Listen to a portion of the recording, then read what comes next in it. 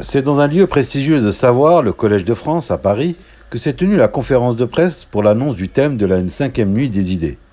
Une initiative menée par les Instituts français de par le monde. Le thème de cette année, c'est Être vivant, qui ouvre la porte sur un grand nombre d'interrogations. Nous avons de nouveaux partenaires, de nouveaux participants, de nouveaux États dans lesquels est organisée cette nuit des idées, qu'il s'agisse du Brésil ou de la Russie, qui n'en étaient pas partis, mais qui cette année s'y sont ralliés, de nouveaux lieux, puisque nous passons de quelques 180 à 220 lieux dans le monde, répartis dans 90 pays.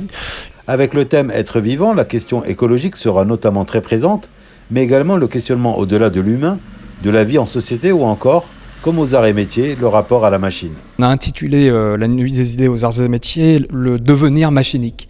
Donc en fait, c'est le rapport de l'homme à la machine. Donc le fil conducteur, notre concept pour la nuit des idées, c'était de questionner sous tous ses aspects, le rapport de l'humain à la machine, à la manière, dans le sens où il va fabriquer des machines, mais la manière aussi dont on va pouvoir les utiliser.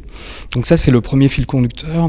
Et un deuxième fil conducteur qui est aussi qui correspond au format de la nuit des idées, c'est de faire intervenir des philosophes, des scientifiques, des artistes qui vont parler avec le public, discuter avec le public, puisque c'est un format très interactif.